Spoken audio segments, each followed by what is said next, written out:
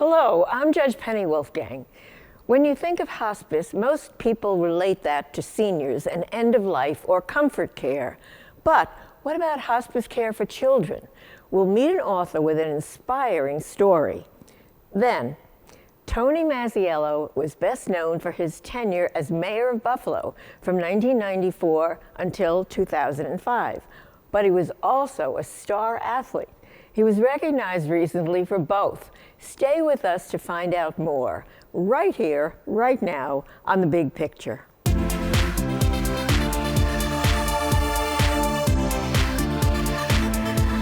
For a children's family book, you might think the topic of terminal cancer and hospice care for children would be topics to avoid.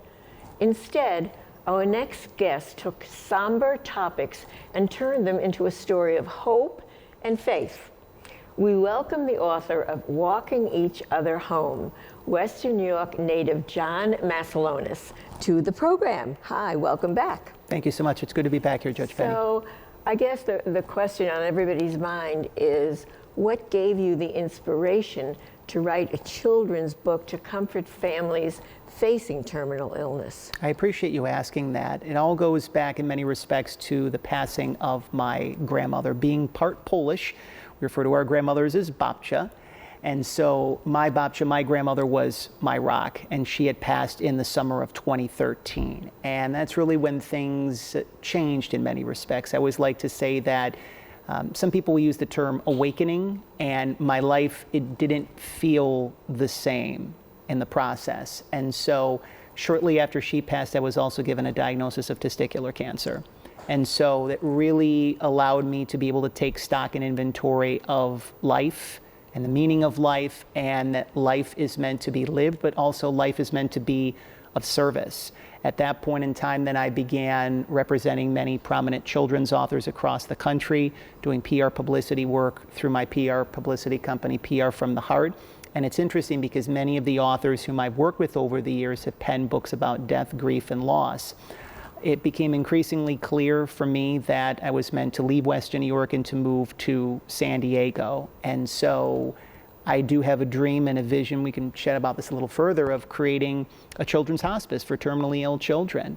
But it was meant that this book was needing to come out first things first, because parents who have terminally ill children, families who are navigating through life's most difficult challenge, are really needing lifelines right now. They're needing resources of care and hope in the midst of the overwhelm and the uncertainty of what's next, so that they know that there's support for them that's out there, and that they're loved and that they're cared for, even if they're moving through some very challenging times in the process. So this is really a labor of love. In many respects, it's also a love letter to Western New York as well, too, because my grandmother is one of the earth angels in the story. So Jane, the loving grandmother, and someone who we're also very close with as well, too, is also one of the earth angels in the story as well. Well, we were going to ask you about the characters in the story, so you read my mind. You mentioned the Earth Angels, but yes, you're also going to mention the main character, Zach, and some of the peripheral characters who are based on people that we know and love here in Western New York. That's correct. So the story itself is about a brave 8-year-old boy named Zachary, who's given a terminal cancer diagnosis. And when I knew that this story needed to be written and there would be a brave 8-year-old boy that would be navigating through this extraordinary challenge, it was important for me to pay homage and honor my dear friend Zachary Beveridge. Back when I hosted Monday Night Mayhem, which was a very popular award-winning wrestling radio show, Zachary was the street team president of my radio show. And so, many people have asked when they've been learning about the book, was there a real life Zachary in terms of an 8-year-old who passed from cancer? There was not, but it was important for me to be able to honor Zachary because he passed away still at a relatively young age. I believe it was around 30 or so when he passed. He had a heart condition that his family that he didn't even necessarily know of. And so his life was tragically cut short. So it's important that I honor his memory in the process. And then also, in addition to honoring my grandmother, all of your viewers in the Western New York area know and love Dennis DiPaolo, who of course is, I like to refer to him as the heart and soul of Elio DiPaolo's. And so through my time at Monday Night Mayhem, I actually met Dennis because his father was, of course, an amazing, iconic professional wrestler. And Dennis, in many respects, became a father figure to me over the years. So Dennis was the one who introduced me to Children's Hospital in Buffalo, and I learned then that most major children's hospitals have what's known as a child life department. So they provide emotional support and entertainment for children who are going through cancer, dialysis, and recovering from surgeries.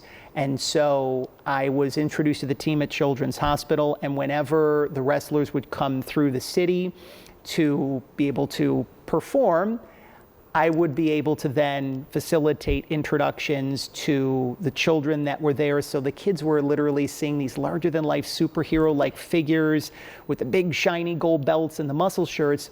And really it was my earliest introduction to what would be the beginning of a lifelong mission and purpose, and to show how things come full circle here at WBBZ and the amazing work that you do with the Variety Kids Telethon. I was very blessed and fortunate to help facilitate the Blueprint, Matt Morgan, who was a very prominent professional wrestler, former WWE superstar. He was a part of TNA Wrestling, and he was one of the celebrity spokesmen that came through. I remember he was actually going to be touring the Pacific Northwest with TNA Wrestling, and he had the opportunity to be a part of the telethon, and he had these amazing interactions with Mr. Food, and it's still a cherished, I think he's now in public office in Florida, if I'm not mistaken, and it was still one of the many amazing moments that he had. And so just to see how things like come full circle with, you know, us being here at the WBBZ studios. And so Dennis is now forever immortalized as an Earth Angel in the story as well too. And so I'm very grateful and appreciative that I'm able to have this story be a love letter to the Earth Angels here in Western New York that helped me to, as I like to use the term, walk me home, but really inspired me along my way to never give up and to realize that I had a very important mission, purpose, and calling, even though I didn't necessarily know what it was at the time. You gave us some statistics that over 4,000 children are diagnosed with a terminal illness each year, and yet there aren't many places that people can go to get specific hospice care. Why do you think that is? The statistics are really overwhelming in many respects, and actually there's even a large percentage of parents that don't even know how to bridge the conversation with their children to talk about death and grief and loss, because, you know, let's be honest, we all want life to be rainbows and gumdrops. And when it comes to the difficult and the sensitive subjects, it's kind of like, well, you know, maybe we'll put it off or we'll talk about it another day. And so one of the things that I'm really grateful for this particular book and being able to share this message, it really is providing a resource of care, and it can be a conversation starter where if there's parents or grandparents or caregivers that don't necessarily know how to bridge the topic with their child, their grandchild, there's something very special about children's books that can really create an open, inviting invitation even to tending to the most difficult and sensitive of subjects. The one thing that I did want to mention as well too is that in many respects, Fred Rogers, who of course the host of the long-running popular children's television program, Mr. Rogers' Neighborhood. And so Mr. Rogers' Neighborhood, we love that. Fred was a strong proponent of communicating with children about death and grief and loss. Really? I was given the honor and the privilege of doing research on Fred's life and the way in which he communicated about death and grief and loss by the team at the Fred Rogers Institute in Latrobe, just right outside of Pittsburgh. And I was still learning that in many respects, one of the most go-to resources for parents, educators, and caregivers to talk to children about death, grief, and loss was the episode of Mr. Rogers' Neighborhood where Fred talked about the loss of his goldfish. And that was like a 1960s kind of episode, and is still a go-to resource, you know, now 60 years later. And so there's something really about being able to have his heart and his spirit and his presence be with me along the way as well too, because many people still love Mr. Rogers, you know, 20 plus years after his passing. But also there's an issue which you are addressing about nobody thinking about treatment or places or hospice or how to help when a child is involved. It's true. And this is something that, ultimately we want to, even if a child is given a terminal illness in any way, shape, or form, we want those children to know that we're going to be there to be able to support them, that we're going to try to make things as comfortable for them as possible. Even some of the statistics that I was seeing is that, hospices are very prevalent in most cities and towns and villages across the country and around the world. But there is a mere fraction of those are children's hospices. And so taking a look at the fact, like one would think you'd find a children's hospice in every single major city, and there's not. So to be able to specifically curate a place where children can spend the last remaining days, weeks, months of their life, but to be able to have their dreams still come true even in the remaining days, weeks, and months of their life. So this is why, again, the whole full circle thing, I'd envision, what if there was a place where children could almost feel as if they're in heaven before going to heaven, where they could meet their favorite author, musician, professional wrestler. So if you bridge the combination of the child life element with the children's hospice.